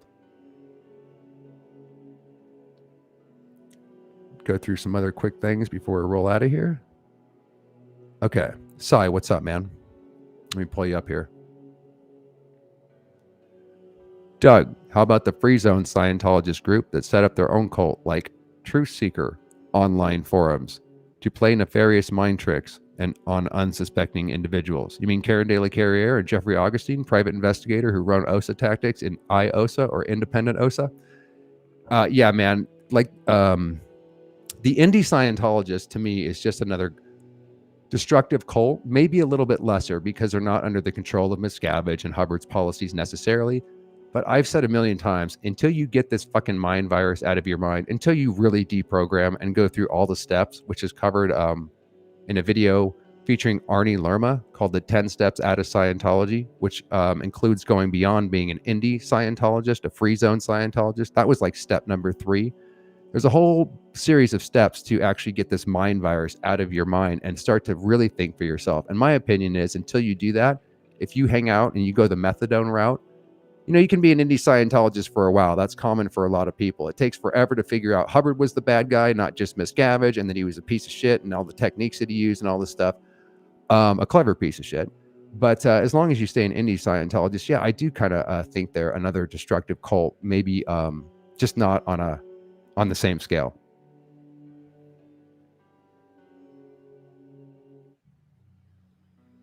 Let me change the fucking music here so we don't, I'm not trying to hypnotize people. If we change the jam, maybe we won't all fall asleep here. The only true wisdom is in knowing you know nothing. Exactly. Wisdom is knowing how little you know. The quote that is attributed to Socrates. That's such a great point piece, because that's what I've said to myself a million times in my own brain. We think we know everything. We have our belief systems challenged and we close down. Man, when I got out of Scientology, I knew I fucking knew nothing. And I still know that to this day. That's why I kind of, it's not like I don't believe in anything, but I always got my running shoes on to go to the next perception, to go to the next information, because you're never going to suss even a fraction of what there is to know in this life. So it's ridiculous to think that you actually know everything. And to be humbled and to be broken down and to have your beliefs challenged, I would suggest, is one of the greatest gifts. At least for me, it's the greatest gift I've ever gotten. Because you can, if you don't like the word conspiracy or this crap we're talking about with Huxley and all this, perhaps it's like, let's see, I think I just lost a chat overlay. Perhaps it's more a better word is to just see through cons, to see through, why the fuck? Hang on a second. Okay. It's to see through lies. And I believe it was Goebbels or maybe Hitler himself who said the real way to mind control people and to mind fuck people is, and as Hubbard says, you have to lie to them. And the quote is, make the lie big, make it simple, keep repeating it, and eventually the people will believe it.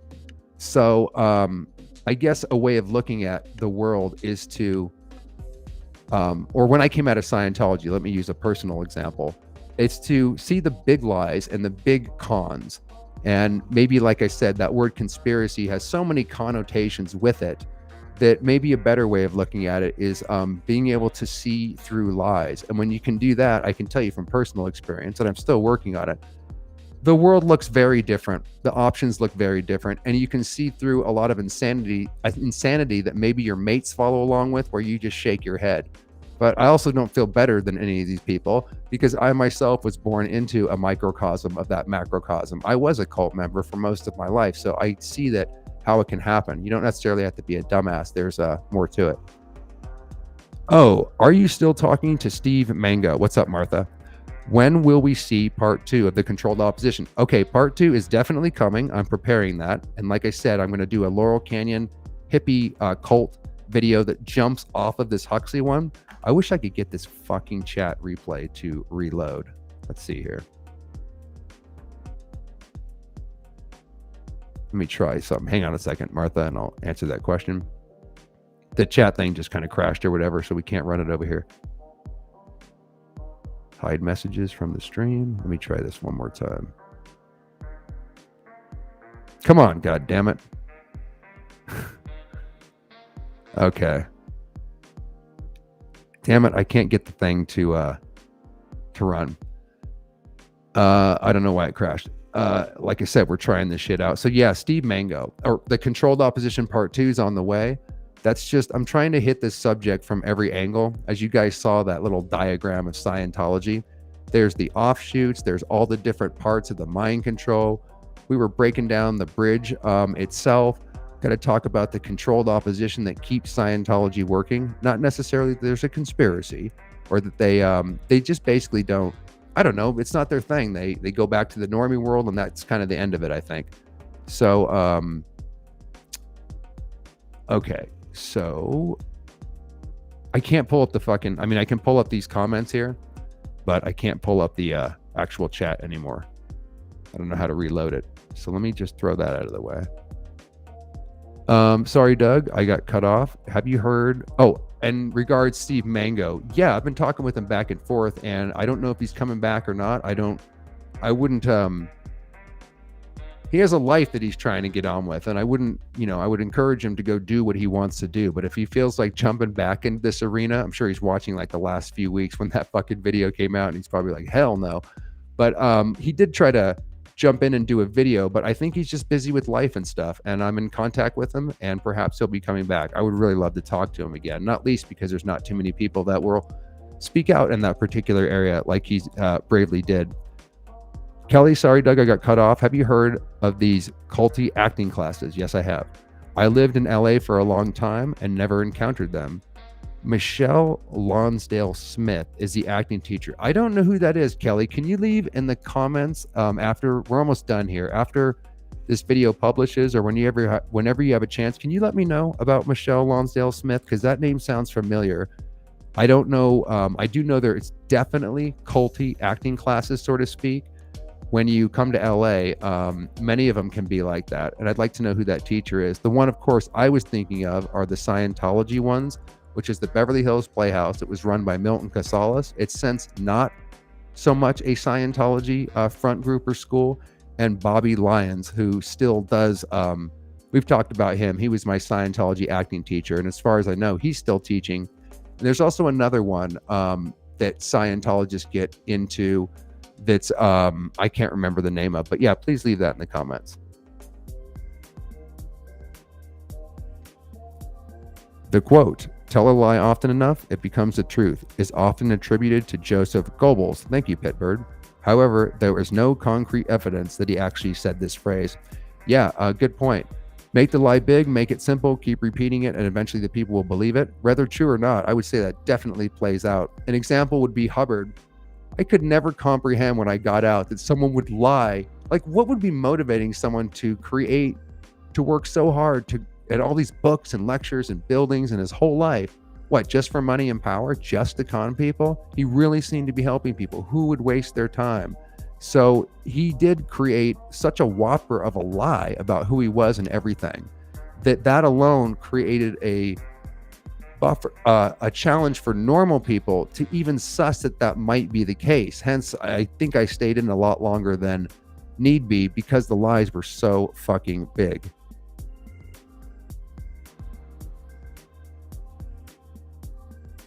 Okay, thanks, Kelly. I appreciate that.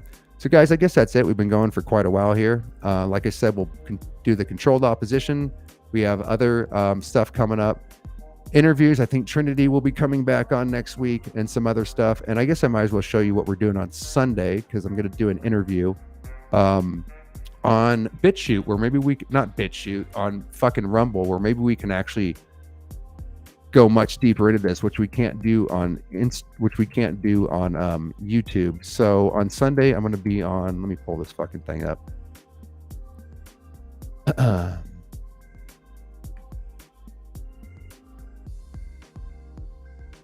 Stand by. Okay, where are we at here? Okay, let me see if I can pull this fucking thing up.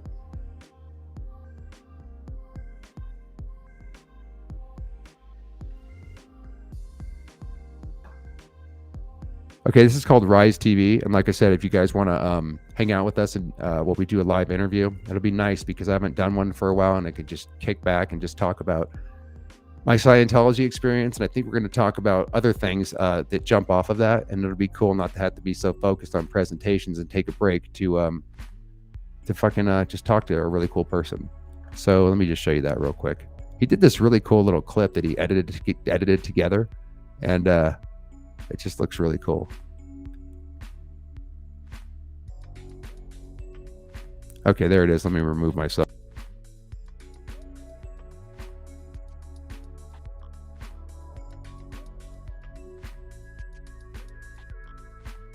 What stands for behavior, information, thought, and emotion. And he said all cults control these areas, and here's how they do it. So he was describing the Moonies and other cults. If he had described Scientology at the beginning of that book, I would have shut it, because my programming would kick in. Because I knew Scientology wasn't a cult. I was just reading the book as a joke, because I was bored. The books were sitting there. I was going to report this guy in the morning anyway. So why don't I just crack it open late at night? It was the fact that he could show me that what the Moon cult was doing was exactly what Hubbard was doing. So cults are run by narcissists. Another word would be a sociopath or a psychopath. A conscious listener, which is a special kind of person. It's not most people.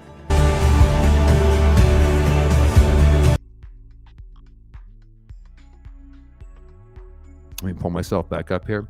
If you wouldn't mind subscribing to Rise TV on Rumble, they have like 8,000 followers, which is amazing to do on Rumble. I'm sure they'd appreciate that. And you can join us on Sunday at 7 p.m. Pacific Standard Time. Any other questions, guys, before we head on out of here?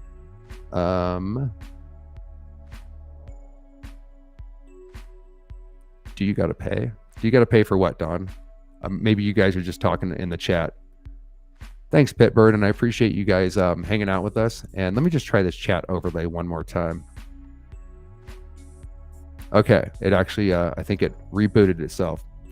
Oh, yeah, Rumble is free if that's what you were talking about. Also, I wanted to, if you guys really want to do some homework to prepare for not only the controlled opposition video, but specifically, like I said, when we get into the Laurel Canyon and the California cults, and why I keep hammering on that so much is because the 30s, 40s, 50s, 60s, and 70s, when the technology was coming in, is just a key fucking point in history. So if you guys want to go subscribe to my BitChute channel, it's all totally free. And I have a lot of interesting documentaries and information that's up there that you can just learn a shitload from. So let me show you that real quick. Show you some of the documentaries that are up there. And like I said, if you want to do some homework and you want to learn about Jim Jones and Manson and the Process Church of the Final Judgment, you can watch these really well done documentaries for free, all for free. And then be more up to speed when we dive deeper into this. Let me hide this comment.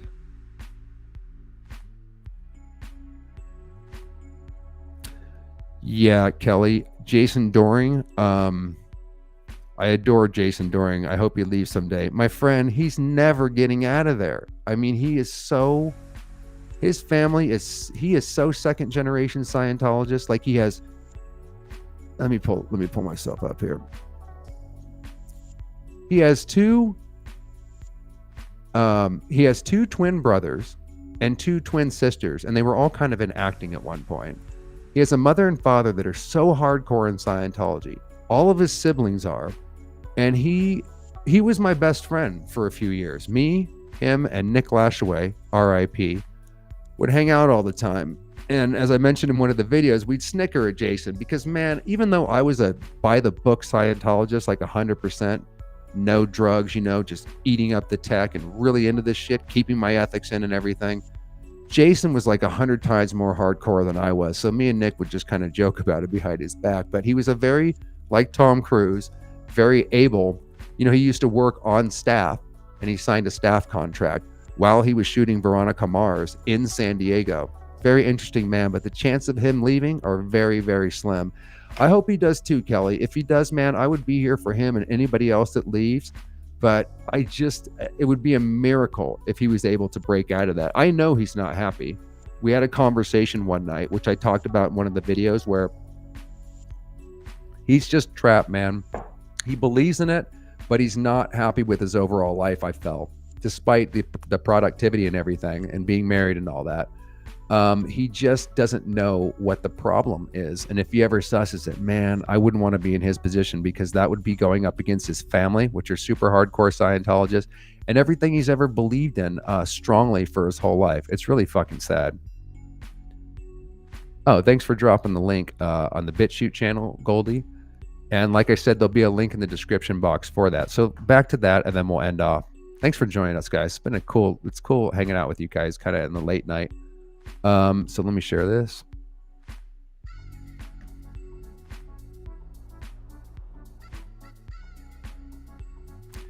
Okay, can you guys see that enough? Or let me just blow out the chat here for a second. So again, this is where all the videos are housed that you can't have up on YouTube. As well as everything else that we've done. Here's Over the Rainbow. If that ever gets taken down on my YouTube channel, you can find, or that's Divided Loyalties, but I have Over the Rainbow up here too. If that ever gets taken down off the YouTube channel, you can always find it over here. You have to watch this 6-part documentary on Manson. This goes into the Haight-Ashbury Medical Clinic and other things. Now, it's a mainstream documentary, and it's the most comprehensive Manson documentary ever made, and it's in 6 parts, but it's not going to get into the kind of stuff like MK Ultra, and it's not going to tell you what the Haight-Ashbury Medical Clinic or Jolly West were all about. But once you know these things, you can put a face to the names, and it's just the footage. There's footage you've never seen before. It's an amazing documentary where once you do your research, you can then go to this and see things that are in there but not spoken about. American Death Cults goes into the Process Church, Jim Jones and Charles Manson. That's not a professional one, so to speak. It's from a guy named Jay Myers, who got booted off of YouTube for making videos like this. But it definitely is interesting regards Jonestown. That was not a bunch of people drinking the Kool-Aid, despite common folklore. Most of those people were murdered, and this goes into that, as well as the Leonardo DiCaprio produced documentary on Jonestown. It goes into a little bit of that too. And that one, let me show you where that's at. I think it's called Terror in the Jungle, and it's a really well-made documentary on Jonestown. Come on, man, load. Okay. What else we got here? So here's the 2 Summer of PsyOps videos that you guys can check out for a crash course on that next episode on Laurel Canyon. Okay, here it is, Jonestown. 2 hours and 38 minutes, called Terror in the Jungle.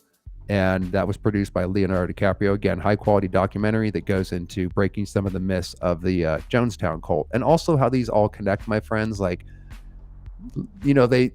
most people don't know that Jonestown actually formed in San Francisco, where all the other hippie cults and shit were forming, and then they went to Guyana. And they were literally an explosion of them out of San Francisco, and particularly, and not well known, Laurel Canyon Boulevard, which is where I actually lived when I was figuring this stuff out, and when I was going up Scientology's bridge and the bridge in acting, trying to get a foot in the door and shit. So let me just show you a couple more that we got up here. So that you guys should check out. American Death Cult's got shit on Manson. There's one on the Process Church here as well. Let's see. Scientology, MK Ultra, and global mind control. This is the hidden history of L. Ron Hubbard and Scientology. There's several interviews that I've done that have gone into this. Now, Laurel Canyon, check this out.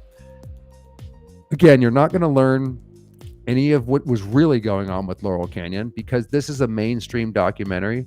But if you do your studying, it does talk about Manson, and it does talk about certain things, and you can put a face to all these incredible musicians that formed out of Laurel Canyon, and it's just a beautifully well done documentary.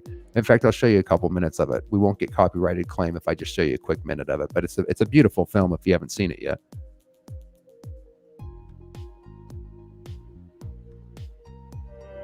Laurel Canyon was a place people were attracted to, like a magnet.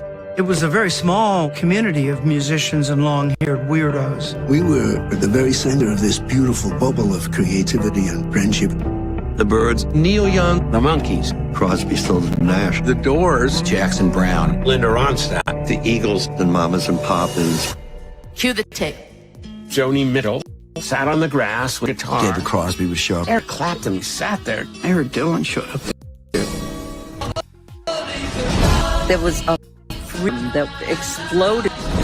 The music can't help but reflecting things that are happening around it. There are periods in history when there are peaks. Paris in the 30s, the Renaissance in Los Angeles around 65, 75. When a chemistry happens between people musically, it's magic.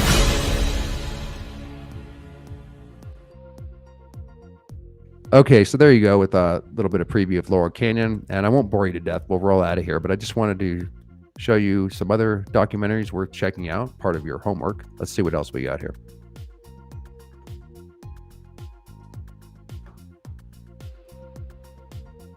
Okay, let me pull myself out of here, or put myself at the bottom.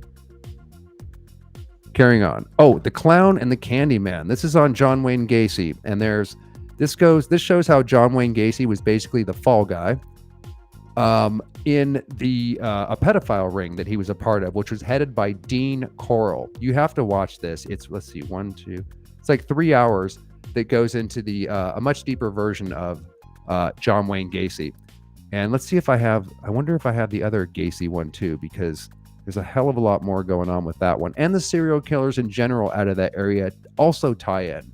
to this, and we have discussed that in the Raised in a Secret Society series. I hope I'm not overwhelming you, but serial killers that were popping up out of nowhere, the cults, the mind control technology increasing, these do go hand in hand. And like I said, when we get to the Laurel Canyon video, we'll be going deeper into all of that shit. So what else we got? So that's the load, stand by. So Laurel Canyon, check that one out.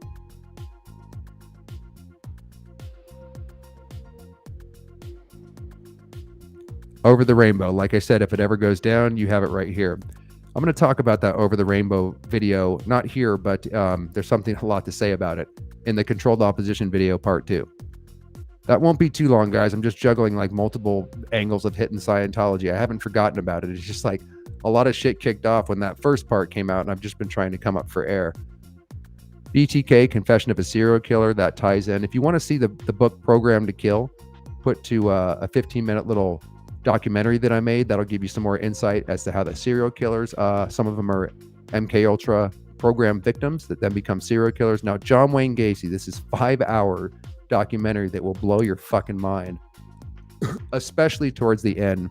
I would say watch this one first and then watch The Clown and the Candyman, and you'll see a much, much deeper dive on not just John Wayne Gacy, but it's a blueprint for kind of how the serial killer can be the fall guy for drug activities, pedophile networks, etc. And we kind of touched upon some of that in Scientology with the Chris Malin interview. And I think there's more to come about the sexual abuse of children that hasn't really been totally exposed in Scientology. Ghislaine Maxwell, if you want to, Epstein kind of fits into this whole picture too. Of course he does. This is on Ghislaine Maxwell, but it's really, really interesting what they show in this mainstream documentary, including the Mossad connections, etc. But the reason they put this out and showed so much is because they tried to make it a hit piece on Trump specifically. I don't do Trump or Biden. I recognize nothing changes and it's all control from above. So left, right, or whatever, you never win. The agenda kind of carries on.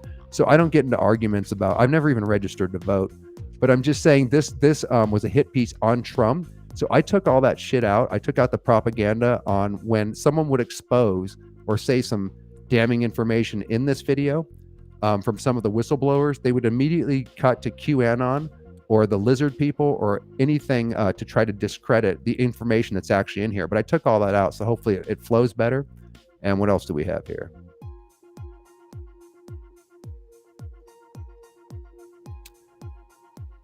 This is an interview called The Mind Control and Madness of Scientology with William Ramsey. We did 2 of those interviews, which are all about the kind of shit we're talking about. Here's the Process Church of the Final Judgment documentary, put out in 2015. This was put out by the cult itself, but you can't find much information or visuals on this cult. And if you know what to look for, it's interesting. They cover the Son of Sam accusations and Manson being involved. He definitely was involved in the process. But like I said, it's put out by the cult, so it's like a PR version. If you haven't seen Going Clear, Scientology and the Prison of Belief, there it is, sitting there. Anybody into transcendental meditation, which is huge out here in Los Angeles, has to watch David Wants to Fly. And then we got Scientology Black Ops, where, we just lost the camera. Okay, that's probably good timing, but let me just show you what we have here before I reboot the camera and say goodbye. We got Scientology Black Ops, which is an unaired series with Paul Haggis and Leah Remini. And in light of what happened to Paul Haggis and what's going on with Leah Remini, that's definitely worth checking out. So let me try to reboot this camera, and we'll answer some questions while I figure out how to do that. I can't believe we got through this fucking thing, though. I mean, there's so much that could have gone wrong that actually didn't happen. So stand by here. I gotta figure out this fucking camera. It just died on me. I think I know how to do it. Enjoy the tunes while we try to figure this out. Zero is a zero. That's what he is. Toughen up. I assume you're talking about Zero Dark Tony? Or is that who we're talking about there? Okay, come on, you little fucker. I have to reboot this fucking thing. Stand by. EOS webcam utility. If we have any computer nerds out here, this is kind of what I'm trying to figure out like how to fucking use this camera that I have to I'm not going to bore you with the details, but if any of you understand what you're seeing here and you can help me out, I would really appreciate that. Let me see if I can get this fucking camera back on. God damn it. They put something up here in the meantime, so you don't just see that. How embarrassing is this, guys? We almost made it and the fucking camera crashed. Let me throw something up here in the meantime.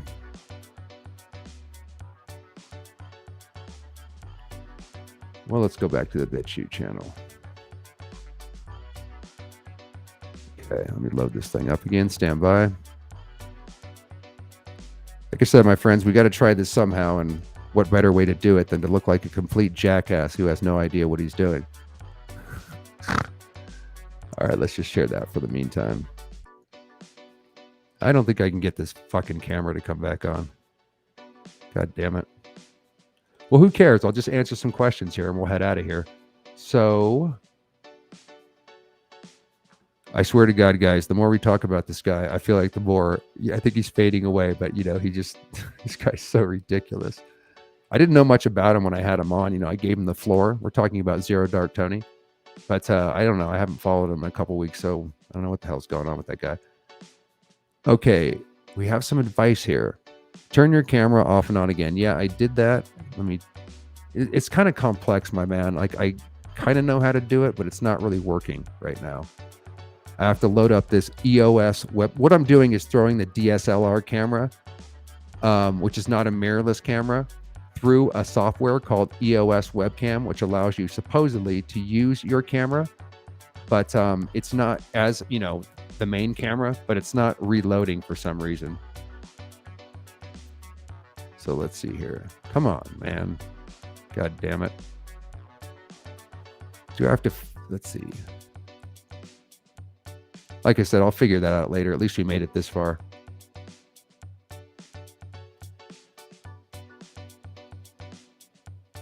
Okay, good. He's fading, and don't even talk about him. Sucks that we have to end the show on that jackass, but again, guys, thanks for joining us. You know, I'll figure out the camera shit and handle the delay and all that, but we fucking made it. And as usual, we're gonna end off with one of a handful of jackasses in this world, both in present time as well as in the past, that has made this world a hell of a lot shittier than it ever needed to be. We'll see you soon, guys. We'll see you guys soon. Take care.